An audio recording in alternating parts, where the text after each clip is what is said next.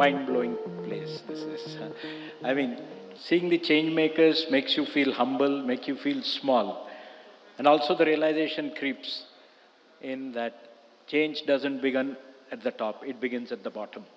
And then as I was watching the awardees and also the nominees, I was wondering, why do we go through such a difficult process to select Padma awardees? I see so many future Padma awardees, the wait list is here. And the good thing which has happened in the last decade or so is the government has democratized the Padma awards. And it's real people doing real work who are being awarded.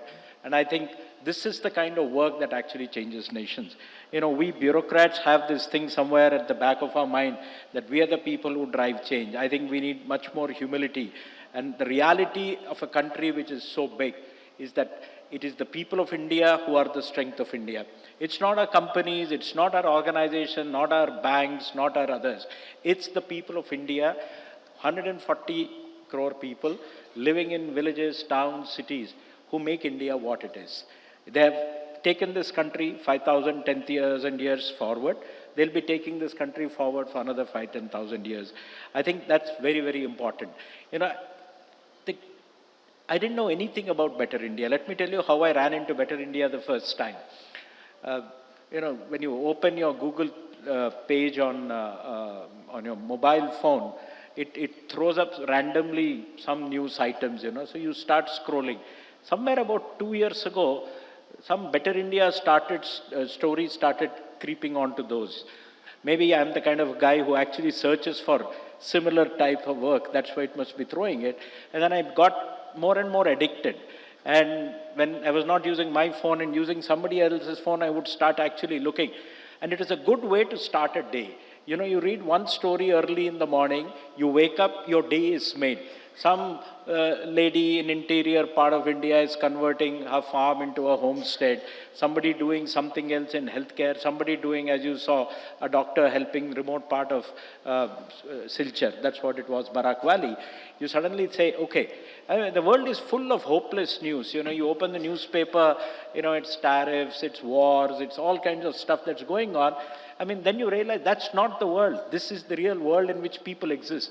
This is the life of most people, actually. I left government, I retired in 22. For 6 months, I was away from everything.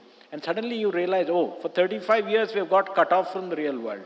And then you actually reconnected with the real world. And the real world is about people going about their lives normally, doing small things, good things.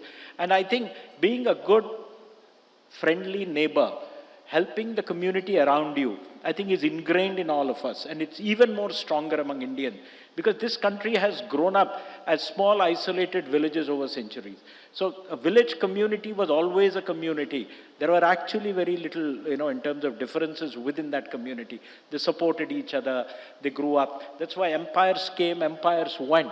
But actually India as a nation stood, and the continuity that is there is because of this strength at the grassroots. And I really admire the work of Better India in terms of what they're doing, identifying, recognizing. And later on, of course, when I was at NITI Aayog, we have been collaborating with them for the last 1 year or so, thanks to my colleague Devjani, our distinguished fellow there, in actually curating and actually bringing together one type of stories. And the kind of stories we have brought together is because we run a frontier tech hub there. Can we actually look at stories where people have used high technology to make a difference at the grassroots? They've done a wonderful job. And so we have ended up setting up a frontier tech repository in partnership with the Better India. It was actually launched just 3 days ago on Monday by the finance minister and the IT minister. 200 stories of people using frontier technology at the grassroots and delivering impact. I think that's most important. And it's all personal initiative.